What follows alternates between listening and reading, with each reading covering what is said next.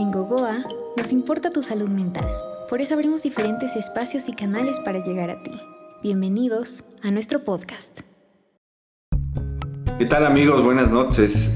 Retomamos nuevamente estas sesiones de psicología, de podcast, de temas interesantes. Y vamos a empezar una serie de conversaciones y charlas acerca de la psicología y el cine. Soy Rodrigo Polanco, de Gogoa Mental Health, y le doy la bienvenida a Joaquín. ¿Cómo estás, Joaquín? Hola, Rodrigo, ¿cómo estás? Pues bueno, como bien mencionó, vamos a retomar estos temas y creo que el día de hoy vamos a encontrarnos con uno muy importante, ¿no? Un poquito de cambio de enfoque para no mantenernos en lo mismo. ¿Quieres explicarles un poquito más de qué se trata? Sí, claro que sí. El objetivo de abordar la relación que tiene la psicología y el cine es porque estamos inmersos en un mundo de emociones, estamos inmersos en un mundo de fantasía, que es justamente lo que nos trae el cine, y se ha transformado esto en una forma prácticamente de develar y de visibilizar la realidad de muchísimos trastornos, por ejemplo, del ser humano, ¿no? Sí, ¿Qué opinas tú? Justo eso iba a comentar. Creo que el cine, más allá de todo el trasfondo que vamos a topar, ha sido importantísimo, vital, incluso uno de los pilares de la normalización de ciertos tipos de trastornos. Ha permitido, como en otros aspectos de la vida, el cine, el acercar al público a entender que un trastorno no es necesariamente ese estigma que nosotros creíamos que se mantenía, de que gente con ciertos tipos de trastornos lleva una vida completamente aislada o debe llevarla o muy limitada, cuando el cine nos ha demostrado que no tiene que ser así. Ha logrado plasmar una realidad poco visible en el mundo. Sí, prácticamente todos los géneros tienen su trasfondo psicológico. Absolutamente todas las películas de terror, cómicas, de acción, tienen un trasfondo emocional importante, y aparte de eso tienen muchísimas figuras psicológicas que también inciden, ¿no?, en nuestra dinámica. Es por eso que sea la película que sea, siempre vamos a estar inmersos, como decía antes, en este mundo, en este nexo de fantasía y de visibilidad emocional a la que nos lleva las películas. Sí, definitivamente. Creo que aunque no parezca, aunque muchos no lo veamos, incluso algunos de nuestros oyentes, la psicología está en todo, ¿no?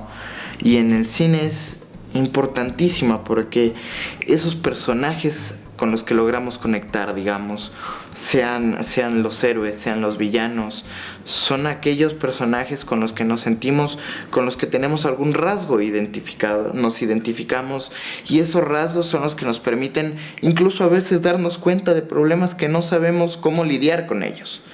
Entonces es desde las planillas, desde, digamos, el guión, hasta la creación del personaje y el actor en sí, lo que transmite todo el marco del cine es importantísimo en todas nuestras vidas, aunque no lo parezca. Sí, y ahora que topas este tema, sí quisiera hablar un poquito justamente de la característica o las características que tiene la persona que realiza una película, que le da forma a la película, y las características del espectador de la película, ¿no? Sí. Las características básicas de quien realiza una película son básicamente la empatía, ¿no?, como factor importantísimo dentro de toda la psicología, y como característica del ser humano, la curiosidad, ¿sí? También. Porque sin curiosidad no podemos indagar un poco más allá, a ver los efectos que pueden tener, etcétera, etcétera. Y la originalidad, que es también el sello distintivo de cada uno de los cineastas. ¿Sí? Claro, sí. En la parte del espectador, ¿qué crees tú que se mueve más? Principalmente la empatía. Los seres humanos somos seres empáticos, somos seres sociales que logramos conectar con el otro mediante nuestras emociones, mediante nuestras sensaciones con el otro. Y por lo tanto es lo que nos mueve. Por eso las películas que mejor se reciben son aquellas con las que logramos conectar emocionalmente. Aparte de que el cine logra unir dos factores de la vida humana que son trascendentales. El uno, la educación, y el otro, la diversión. ¿Sí? O sea, no por nada, una de las actividades académicas más utilizadas y de mejores resultados son los cines Ford. Claro. Es decir, el ver una película y el analizar después todo el trasfondo, los personajes, qué es lo que se va moviendo, qué es lo que ha movilizado justamente la película, los símbolos, etcétera, etcétera. Es decir, todo este mundo que el cine nos entrega. Sí. Bueno, en cuanto a los ingredientes psicológicos, en cambio, que la psicología ha dado al cine, yo diría que son dos fundamentales. El primero, la emoción, y el segundo, la fantasía. ¿Sí? Y que aparte, cada película nos entrega de manera abundante estos dos factores. Claro, ¿no? totalmente, sí. O sea, hay películas que prácticamente invaden de inicio a fin. Uh-huh. Es un torrente emocional gigantesco para las personas, ¿sí? Uh-huh. Y por otro lado, esa fantasía que nos permite generar pensamientos, ideas, los objetivos que tenemos. Claro. de la película, a dónde queremos que vaya y a dónde va realmente. Y no solo eso, sino inclusive la fantasía nos puede llenar de emoción, conectándolo de esa manera. Sí, no sé si es que tú lo ves igual, pero la fantasía, la creatividad, la fantasía da paso a la creatividad, o la fantasía se retroalimentan, ¿sí? Pero lo que quiero oír más que nada es que la fantasía nos llena de emociones placenteras, como lo es la felicidad, como lo es el amor, ¿sí? Que son emociones que, digamos, en una película te puedes ver muy reflejado y mediante un escenario totalmente ficticio, fantástico, te causa una felicidad que tú implícitamente necesitabas, ¿sí? Y el cine te está proveyendo de eso. Y ahora que tocas esta parte de las emociones, uh-huh. Por ejemplo, yo te diría una de las sagas que más nos apasionan y de las que compartimos muchísimo el gusto, es la saga de Star Wars, ¿no? Sí. Por ejemplo, el factor más representativo de la saga de Star Wars justamente está en las emociones, claro. Como parte importante del ser humano. Sí. ¿Ya? Pongo un ejemplo. El amor. El amor que se ve reflejado en muchísimos momentos, en absolutamente todas las películas, en absolutamente todas las series, ¿no? Y el amor tomado como la expresión máxima de la afectividad. Claro. ¿Ya? O sea, por ejemplo, ¿cuál es la saga o la película en la que más te ha impactado esta expresión de afectividad a ti? ¿De Star Wars? Por supuesto. O de alguna serie de Star Wars. De alguna serie, la verdad, tengo un debate ahí. La serie de Obi-Wan me pareció o sea, me causó ese amor que necesitaba porque le dio el cierre a todo el ciclo que habíamos venido viendo, que nunca lo habíamos tenido. Cómo se cerró este ciclo donde Obi-Wan termina aceptando que Anakin ya no está, pero es esa evolución del personaje, el cómo termina siendo y el motivo por el cual terminas entendiendo sus motivaciones en la cuarta película, ¿no? Y la otra, la que más me emocionó, aunque no pensé nunca que me iba a emocionar, es Rogue One. Porque Rogue One es una película que no tiene Jedis, no tiene Siths, no tiene sables de luz, pero los personajes, entiendes la devoción hacia el objetivo, hacia el amor, la pasión con la que lo hacen, tanto así llegando a sacrificar todo, ¿no? Es la representación viva del amor, creo yo, en esta saga. Otros valores importantes: el respeto, la lealtad del maestro Jedi a sus Padawan y al contrario, ¿no? Y también la decepción. O sea, tú has mencionado a Obi-Wan, que prácticamente es la figura, diría yo, de donde se refleja este tema de la decepción. ¿Qué opinas? Totalmente, sí, totalmente. Y no solo en él, sino, a ver, para aquellos más fanáticos que incluso han visto la serie animada, te das cuenta de que Obi-Wan sí se decepciona muchísimo y se culpa muchísimo de haber perdido a su Padawan, a su compañero, a su mejor amigo, a su hermano. Pero en la serie hay una decepción aún más notoria, que es este personaje que ahora ya está apareciendo en las series live action, que es Ahsoka. Ahsoka termina decepcionada de la Orden Jedi a la cual le fue tan fiel, a la cual dedicó su vida, su devoción, y entendió que no todo es bueno ni todo es malo, y que, a ver, hay una zona gris donde se puede tergiversar un poco las cosas, y la decepción recae en, uno, haber perdido a su maestro, que es Anakin; dos, que la Orden Jedi le haya dado la espalda cuando más la necesitaba, pero que a su vez le ayudó a crecer como persona, le ayudó a crecer en distintos aspectos que ella necesitaba todavía desarrollar, y termina por eso no solo sobreviviendo al ataque a los Jedi, sino a muchas otras ocasiones, y termina siendo una mentora más incluso para Luke en ciertos casos.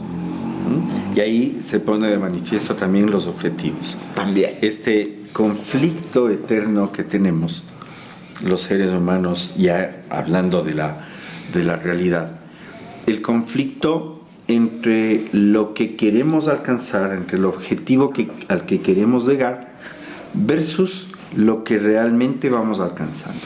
En psicología hablamos que justamente cuando un individuo no enfoca sus objetivos de manera real, cuando infla demasiado sus objetivos, es cuando entra el conflicto, la sensación de culpa, la sensación de frustración. ¿Sí? O sea, ahí la importancia, por ejemplo, de lo que conversábamos hace un ratito, esta decepción del maestro al ver que fracasó en su intento de convertir a su aprendiz en alguien valioso, en esta persona que era el elegido, ¿no? Y que tal vez por justamente irse a una extrema moralidad o a un mundo extremadamente dividido entre lo bueno y lo malo, sin esta zona gris que mencionabas hace un momentito, genera estas polarizaciones y estas dualidades. ¿Sí? Y otra emoción, que creo que está inmersa en todas: el miedo. Totalmente, a ver, y con uno de los personajes, y me imagino yo uno de los villanos más aceptados, más queridos del mundo del cine. Y más temidos también. Por supuesto. Sí, a ver, y el miedo está es una de las sagas que mejor lo representa, ¿no? Yo creo que junto a Harry Potter son las dos sagas que mejor han representado el miedo, cómo nos limita, pero también cómo nos lleva a realizar ciertas acciones, ¿no? Creo que la mejor representación de esto es una frase muy, muy repetida en la saga, que es: el miedo termina llevando al odio, al enojo, a estas emociones displacenteras que nos terminan afectando no solo en las películas, sino en la vida diaria. El miedo nos puede mover como nos puede limitar, ambas cosas, y depende de cómo lo afrontemos mucho, ¿no? Exactamente, el miedo es una de las emociones básicas del ser humano. Tú decías, ¿no? O nos moviliza o nos limita. ¿Ya? Y el miedo tiene una función también, eso es importante remarcarlo, ¿no? La función que tienen todas las emociones, así no nos generen placer, displacenteras justamente. Claro. ¿No? Porque el miedo tiene la función de precautelar, ¿no? En efecto. Una función muy, muy importante en el sentido de la sobrevivencia. Claro, Sí. es justamente eso. Por eso evité utilizar este concepto que muchas personas tienen de emociones positivas y negativas, ¿no? Y eso le quiero aclarar a la audiencia, porque, a ver, dentro del campo de estudio que manejo yo, que estoy empezando a aprender, este concepto de emociones positivas, negativas, no va. Porque toda emoción tiene una función, toda emoción causa una reacción, y toda emoción es diferente en cada persona. Lo único que causa es o placer o displacer. Pero la felicidad te puede causar displacer también, como el miedo te puede causar placer. Así es. Al terminar manteniéndote vivo, justamente. Justamente. ¿No? Y otras emociones, otros temas importantes que podemos ir topando en el cine, ligadas directamente a la cotidianidad, es el deseo de poder. Totalmente. Manifestado de manera magistral también en la saga de Star Wars, ¿no? El poder como centro justamente de movilidad, de contacto, de lucha, de negociación, de todo absolutamente lo que va generando, ¿no? La ambición, la codicia, etcétera, etcétera. O sea, características muy de ser humano. Sí, totalmente. Creo que sí, totalmente. Esperamos que así nuestra audiencia se motive también a ver esta saga, que es verdaderamente impresionante, y más cuando empiezas a ver estos detallitos chiquitos, ¿no? Porque a veces solo vemos como una saga de fantasía, sin ver que es una de las sagas que mejor representa las emociones, sus consecuencias, las consecuencias de ser humano, justamente. Y pues bueno, no solo esta, sino que sigan explorando el cine, más allá de un ámbito únicamente de entretenimiento, también con otros objetivos, ¿sí? Y es justamente la intención de los próximos podcasts que realizaremos, y hablando de películas más específicas, ¿sí? Para irlas motivando, para motivarlos a que las vean desde otro punto de vista. Y también les animamos a que, si es que ustedes tienen alguna película que nos quieran recomendar, nos escriban en nuestras redes, y vamos nosotros a profundizar y a tomar justamente ese trasfondo psicológico que tiene la película. ¿Sí? Bueno, creo que no es más por el día de hoy, y les agradecemos mucho a todos ustedes recuerden seguirnos en nuestras redes sociales y Joaquín, muchas gracias como siempre. Gracias Rodrigo, y agradecerle a la audiencia también. Esperamos que nos sigan apoyando, que nos sigan viendo. Desde aquí les mandamos un saludo, un abrazo y nos veremos en la próxima edición del podcast. Así es, hasta pronto. Hasta luego.